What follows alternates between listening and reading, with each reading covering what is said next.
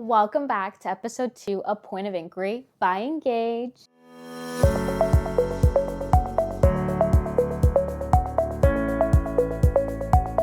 Today I'm joined by Dale, Mikhail, and Solange. And today we're going to be talking about Alberta separatism. Dale, why don't you start us off? Yeah, it's funny because, all of this is really coming on the heels of the election and the wonderful little chat that we had about that. It's so surprising. It's so surprising to see in our lifetimes something like this actually happen. Because we are living through history, and I don't know about you, but as a Gen Zer, I am so sick and tired of living through history because it sucks. We had the pandemic and the financial disasters that came with that. And we were young enough to live through '08. The point is that we're living through so many terrible historical moments, this being one of them, and it has to stop. It has to stop. But generally speaking, thinking about Alberta separatism, this is something that I'm personally not on board with. And I think that I'm still thinking about Rachel Notley, Danielle Smith, that Danielle Smith is pushing for all the wrong reasons. But I'm curious to get everybody's take on it. Mikhail, what's your hot take on Albertan separatism? I think there's two ways for her in terms of how she's playing the politics game. At one point, she's preparing herself for election, and she's trying to cater to a certain audience in the population. On the other hand, it is the indigenous people that are pressuring her. But then it's going through a state of separatism. I feel that is a bluff from the premier to take them seriously from the federal government. I think in general it's a bit of it's a mess, and I think it's been an ongoing, I wouldn't say like internal, but like it's been an ongoing debate, and everyone's been wondering what exactly is going to happen, and especially once Trudeau stepped down and now that we officially have a new prime minister. And I mean, one of the first things that Carney did, even just in that interim, was cut the carbon tax. So everyone's wondering, are things going to be different? Is he going to lead in setting up a better relationship with Alberta? Yeah, no, absolutely. It's crazy to think about, but we have to remember Trudeau, the federal government, Canada's government, bought a pipeline. And I wouldn't say it's for Alberta, but let's face it, who really benefits from that kind of policy? And if they were to secede by some miracle, I don't think that the map would actually work out because it goes mostly through BC.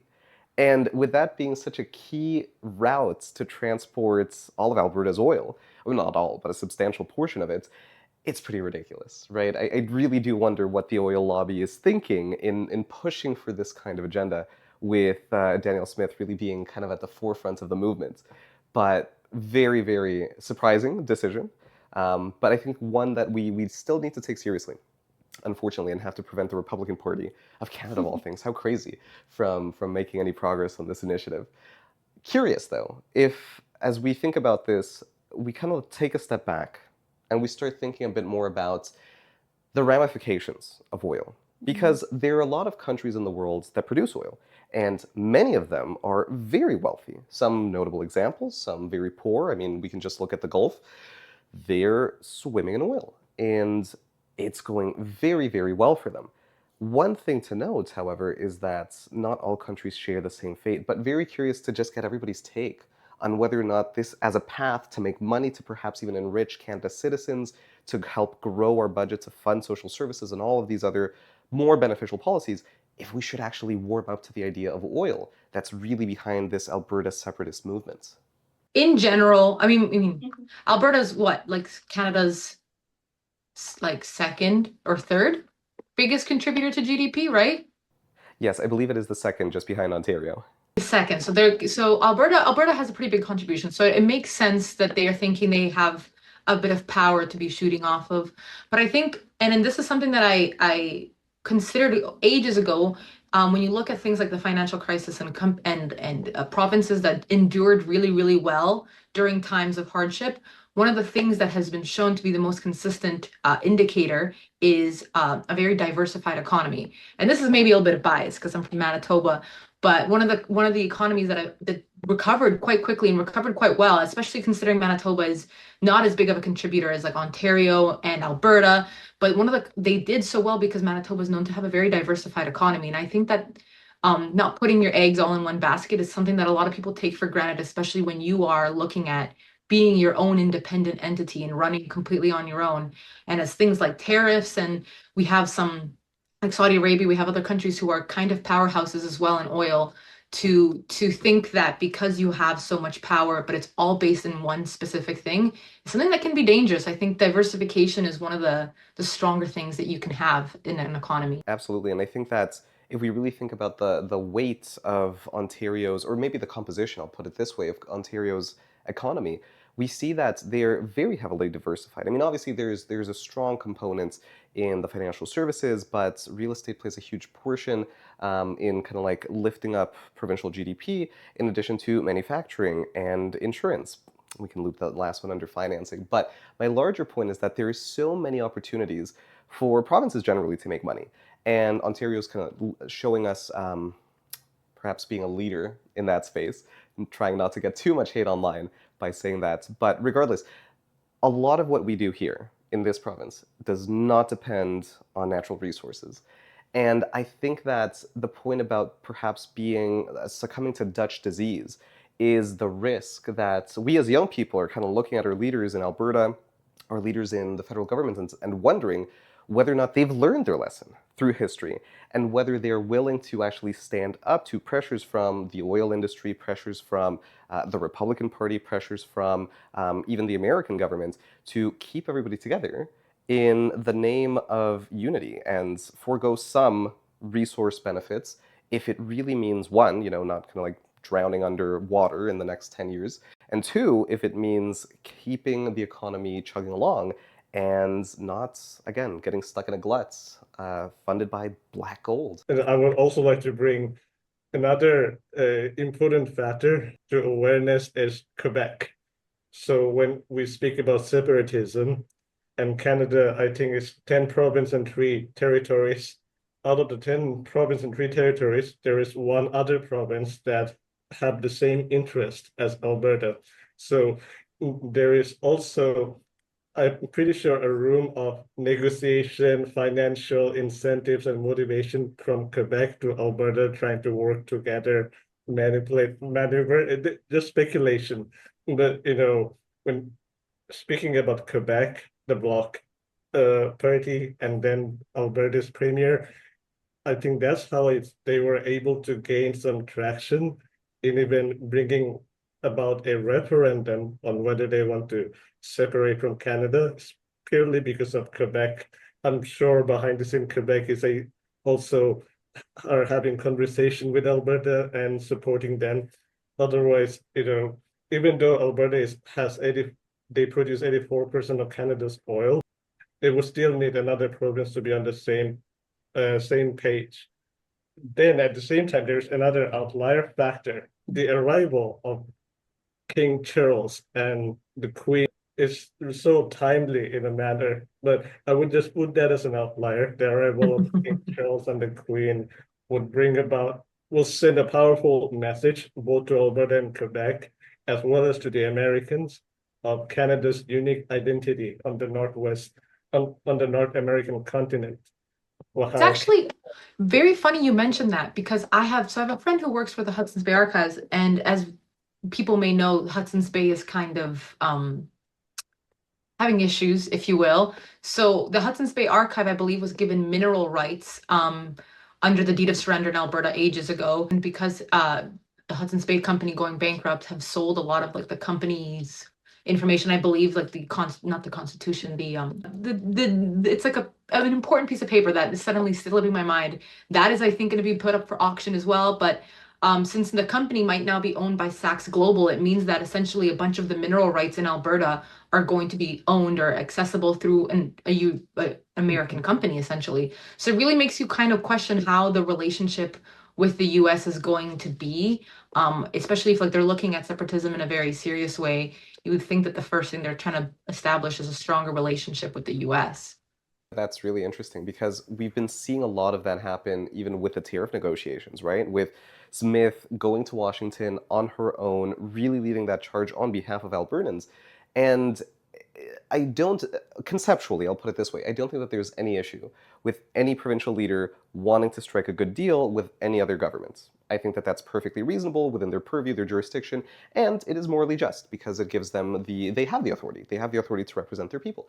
The challenge that I see as we consider the influence that all of these American companies are having and will soon, may soon, let's not secede just yet, may soon have in Alberta, is the fact that we're now seeing a government, a provincial government, that isn't necessarily aligned towards promoting the well-being of the province, right? On the one hand, we're seeing a horrible redistribution of wealth with regards to resources and the revenues that they engender. But more importantly, we're also seeing a huge loss of opportunity with regards to collective bargaining, right? And again, I know, trying to talk about collective bargaining within the context of a more right-leaning government, it's going to fall on deaf ears. But at the end of the day, I think that Smith's advisors should at least recognize the importance of standing united as a country, as a council of ministers, such that they are able to strike a good deal with Washington and any other corporate or even foreign government interest that want to access these precious resources. A few things that were kind of coming to mind as we were speaking to is one, like Alberta being like the second largest GDP contributor, and like I guess them almost leveraging that as like one of the reasons why they want to separate. But then it also makes you wonder like why Ontario isn't considering something like that too as like the number one. And then the other thing with like the Quebec separatism, I think we haven't really seen success with that. We've just seen Quebecois just like being a little upset and like wanting to pursue this, but they haven't been able to separate. So I'm not really sure why Alberta is like, okay, they've made this movement, let us now make this movement. I don't really know if like they're going to see success. What's the logic essentially? Like it doesn't really. Absolutely. I think they hold the idea is that how much power they think they hold because of oil, just because of that alone. And I mean that's why there's a lot of issues. Really, what's really kind of fascinating to me about it is like it'd be interesting if they took on the take like, we need to like there's nothing that unites people more than having like a joint enemy. So it's like all of Alberta against all of Canada. I get it, it makes sense, but follow suit. Like think that you can create your own party. The Bloc Québécois has a party, so like create an Alberta party if you think. But you've seen it not be very successful to have, and especially considering the prior to Carney, the Liberal Party wasn't doing very well. If there was any time for Alberta to be like, we could be real leaders, we're a different kind of conservative party, like we care about these things, we whatever, like that would be a great way to still unite, but hold your own power without thinking that you somehow might be more successful than Quebec has been in trying to separate yourselves from the rest of Canada. Definitely. And I think that Yves Francois Blanchette really hit it on the head when he said this. And I believe this was after the election, but he was giving a press interview and he was talking about how if Alberta wants to secede, they have to remember one thing, if they want to come out as a nation, they first need to be a nation. And I'm paraphrasing, but the larger point is such a funny one because at the end of the day, the Québécois came forward back in the 90s when they had their last referendum saying we are a unique people. And Alberta's not even trying to take that route at all by saying that, they're a unique group of people that have a unique history that must be protected, and essentially trying to claim a minority based arguments for protection, which is very legitimate, not in the case of Alberta. They are instead opting for we are the have province that is being taken advantage of, almost a very Trumpist attitude of, everybody must pay their bills, everybody must benefit from what we're providing, but in the sense that they kind of over-contribute in their terms to equalization payments, right? So to Solange's point, purely financial, that is exactly why they want to leave, but I also don't think that they're making the strongest case for it. I think another thing that like Sancho, you're making me think about is the relationship with the US as well, and like would them separating mean that like the US would try to like grab them as like a way to almost because they want Canada to be the 51st state, right? Very good point. Yeah. Like how are they not thinking about that? Like, oh my God, like we have a whole country, a very large, powerful country who wants to like buy Canada, and you want to separate yourself?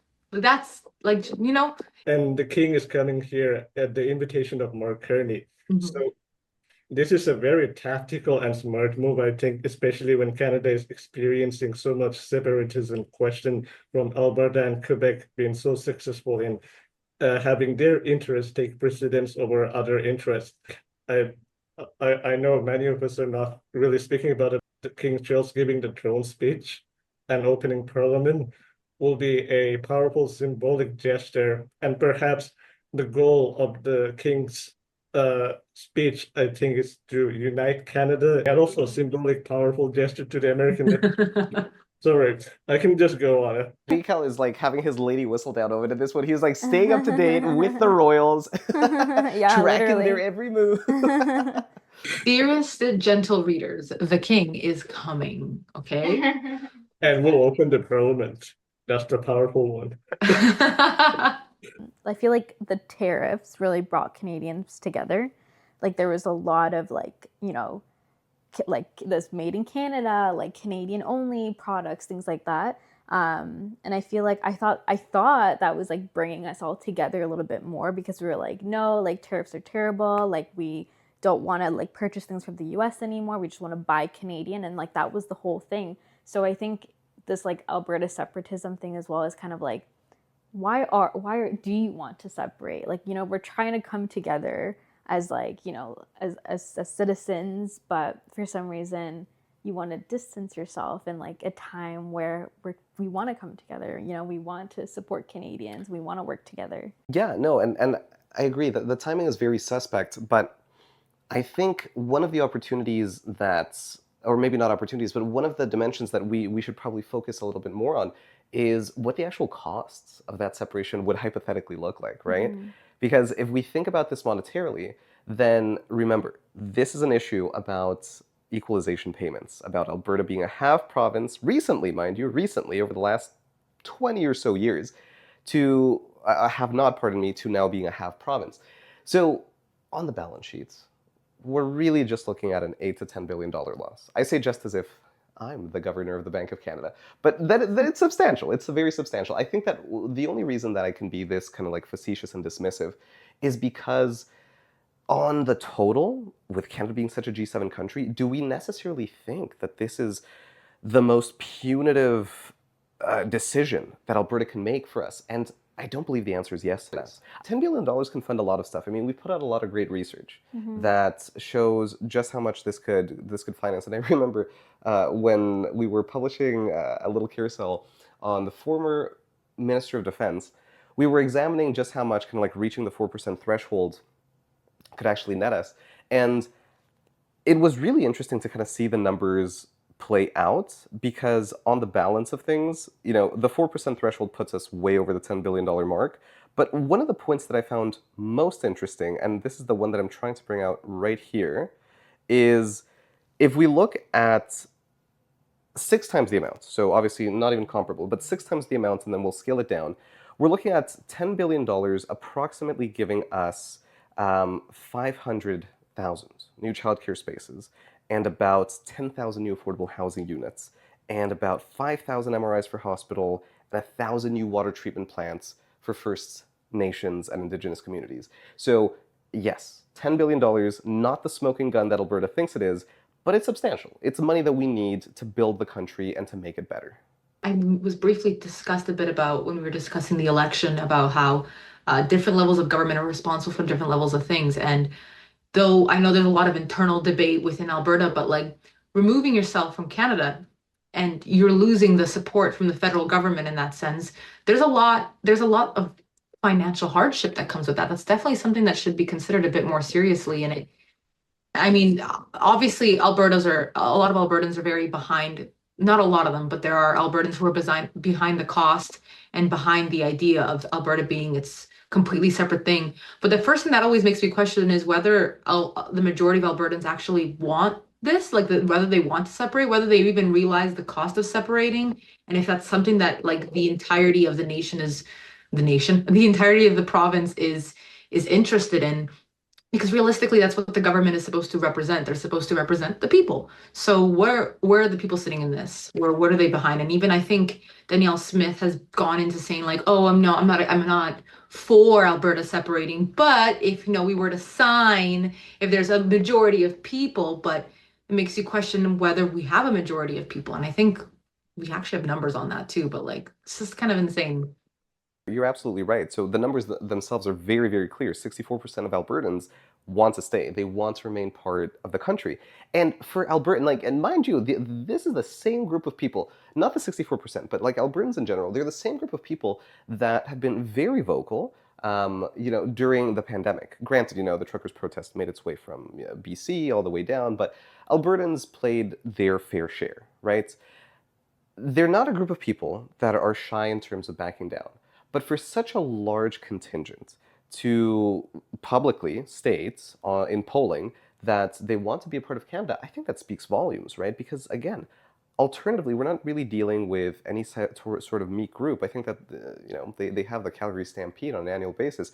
Uh, they're cowboys by nature, not everybody, but that's kind of the image that I want our audience to have in their heads. So for them to say we want to stay, that's a definitive yes, and I don't think that there's any way around that. But then I feel like it's like, why are we even having this conversation then if like most of the Albertans want to stay, they don't want to separate. So like, why are we making it a big deal? Why is this a big Yes. conversation? Like, if the people don't want it, then why is the government pushing for it? We could ask the same thing to Doug Ford and bike lanes. Oh my Ford, we want our gosh. bike lanes. Don't get rid of them, right? Why are we going ahead with Therma? And I think the biggest issue is just a problem of representation, right? Yeah. And so we can speak ad nauseum about the fact that, we're still a first past the post system without any sort of recall option for leaders that we want to get rid of. At the end of the day, the people that I think voted for Danielle Smith and Jason Kenney they have a strong Brexit slash Wexit sentiment to them. Mm-hmm. And as a result, it's empowering. It's empowering to see a leader speak to that vision. Not necessarily a vision of a divided Canada, because I don't think that even Wexiters want a divided Canada. They want a strong Alberta. And that's the vision that Smith is selling them. I think going back to the previous point, Trudeau's handling of the matter was quite unproductive in the way he bought the Alberta oil pipeline as a way to leverage and just really alienate Alberta. But there's other things in play as well. The Trump's rise, the Republican election. So there's a lot of entertainment around populism and far-right movements. So the lobbyist groups in the White House, the lobbyist group in Quebec, and lobbyist group in Europe, when they saw that how not they actually how Alberta is suffering from its relationship from the federal government and the conversation about a separatism, there will always be a way for those far-right movements in Europe, in the United States, and Quebec to collaborate with Albertan like-minded lobbyist party. I think it is the United Conservative Party in Alberta. I think that's how, by collaborating with other like-minded people, they were able to gain resources to such a level, despite being in a country that is 10 provinces and 3 territories, such a large country, and yet they were able to bring that conversation to a point of even going to a referendum next year, even though the recent poll suggests that only 36% people want to leave Canada, or the rest of them wants to stay in Canada. Despite that, it came into that higher level.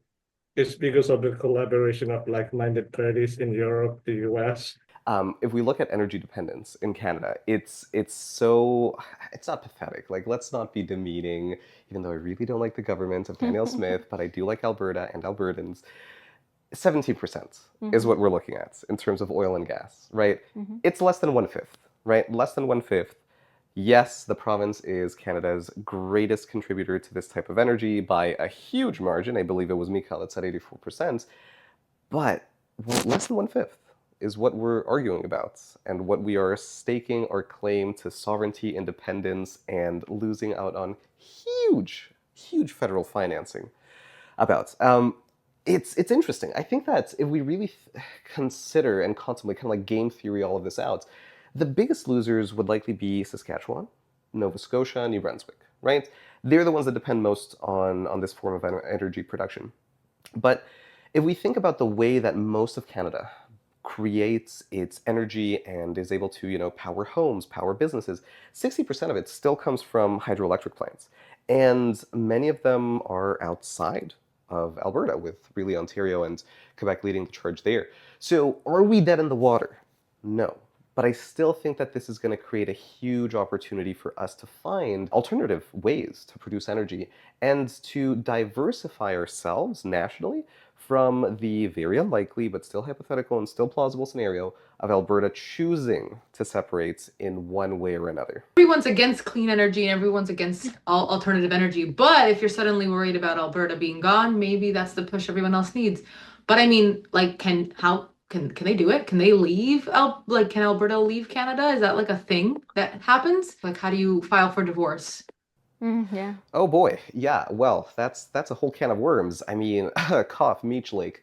But I think the biggest thing that we have to kind of like talk about in terms of divorce and separation is what do you do with the other spouses in this case? Because they like this particular partner that they have, and they definitely don't want to let go.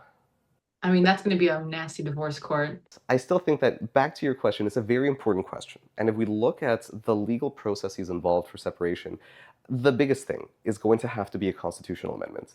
And in Canada, it's not an easy thing. I'll pull up the chart and post as to how simple it is, relatively speaking, to amend constitutions country by country. We are near the bottom of that list because we have obviously the 5/7 rule, in addition to the fact that Parliament is not going to get on board, and without their approval to start the process, this isn't happening. Well, they need like a referendum, and it needs to be a very, very clear majority, if I'm not mistaken. And I think, and this was something that was even we've even looked at before when looking at like Alberta and the CPP. Like there needs to be a negotiation of an exit strategy with the federal government, and I think provincial government. Like it needs to be not just something that Alberta is behind altogether, not just few people. It needs to be a big majority, and it needs to be something that even the federal government is like, yeah, you can support yourself.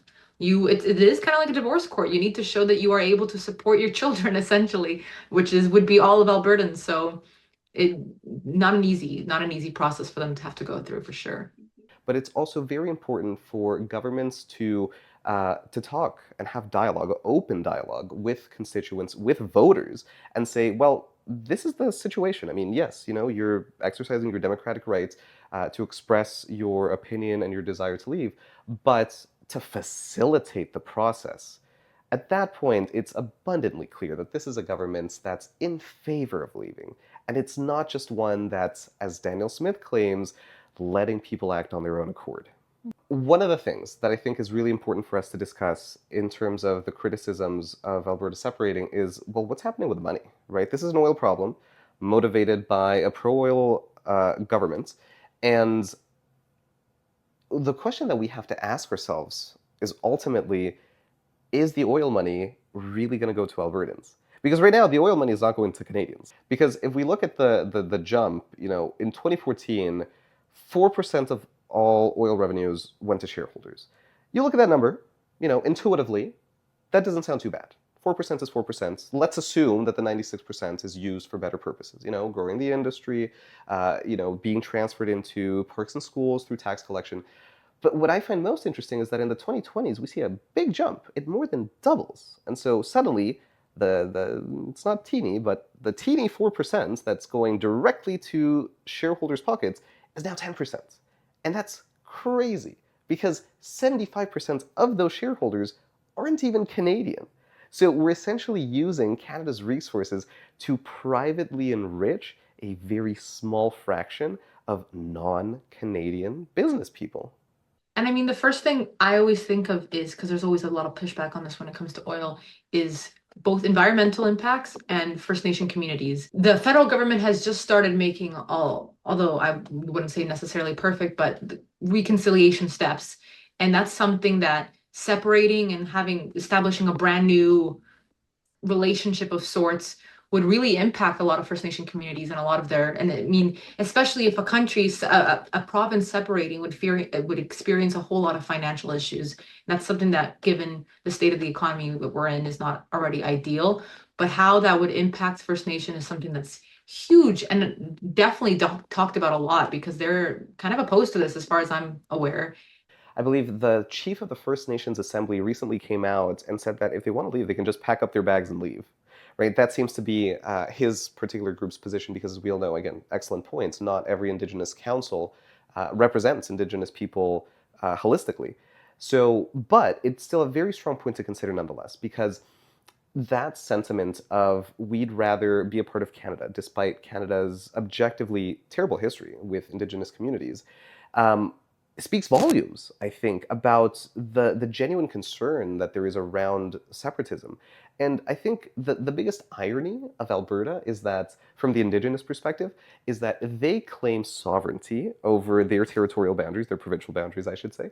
But ironically, I mean, this is all land that's been negotiated over and uh, codified into treaties with the Crown, right? For them to leave, I mean, what are they exactly going to leave with? Because 10% of the province is federal land.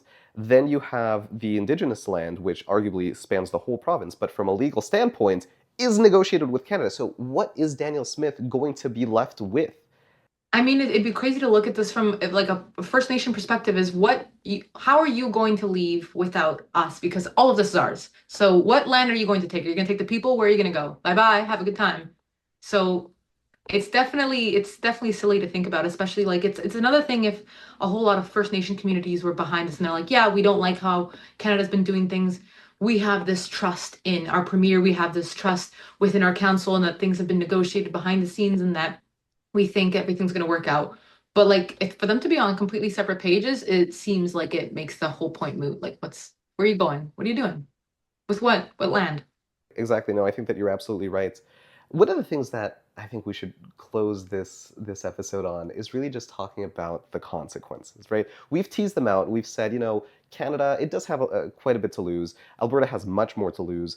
But in terms of the political consequences, I think that from a federal standpoint, this is going to be huge if it actually happens in the way that Smith is projecting, because conservatives would be toast across the country. I mean, would anybody, not to expose your political orientation, but I think that it'd be challenging for anybody here to vote, wholeheartedly for a conservative candidate if the Conservative Party of Alberta, the UCP, is the one that's leading the charge on this initiative. So it's a very challenging position to be in. And I think that for right now, just kind of seeing the way that Pierre is positioning himself within his party, but more importantly within Alberta, he is going to have to try to temper expectations.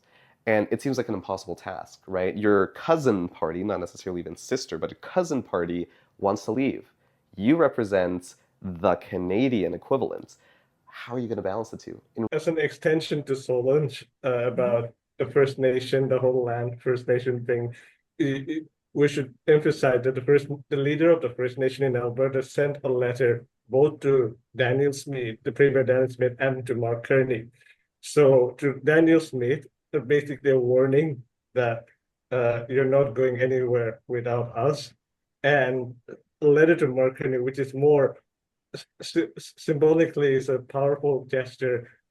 Bring Alberta in line. Alberta that had that campaign last year about like moving there. Yes. Yeah. Yes. Move So to now- us. Move to our province. Imagine like what was it last year or the year before? They had that campaign running, and people, I'm sure some people might have actually moved to Alberta.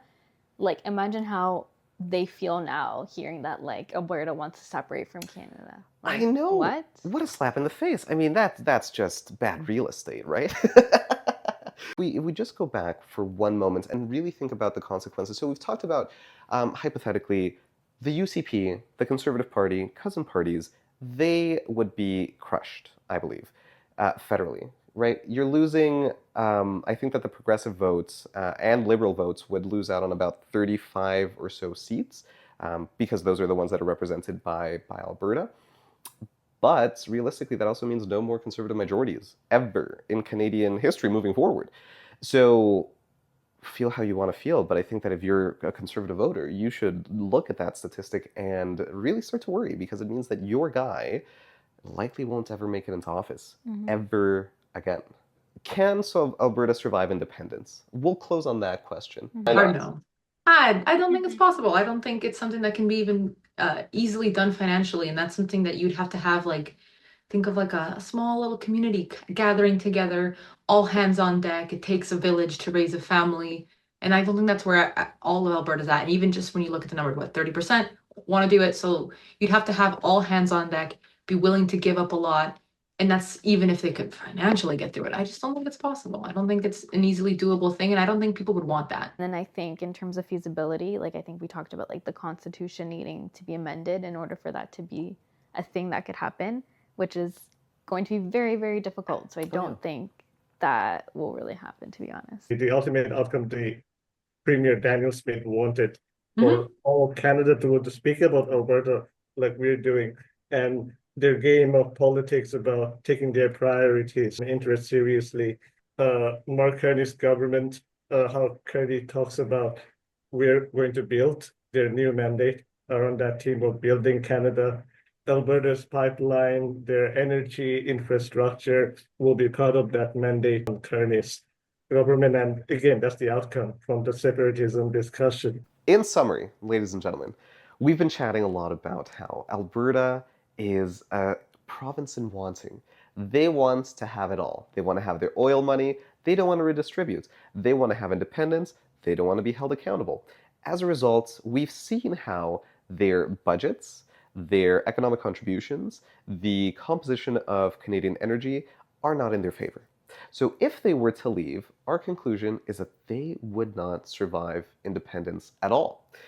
The challenges that persist are far too strong. Who are they going to negotiate with? The provinces that don't want them to stay. Who are they going to sell to? A state that's going to take advantage of them down south. And who's really behind this? Well, a couple stakeholders, many of them aren't here, and very few Canadians and Albertans actually supporting. So the case for Albertan independence, it's come out to a fat womp womp. Thank you for tuning in to this episode. We hope you're able to learn and take away some really informative information on Alberta separatism. Stay tuned for our next episode.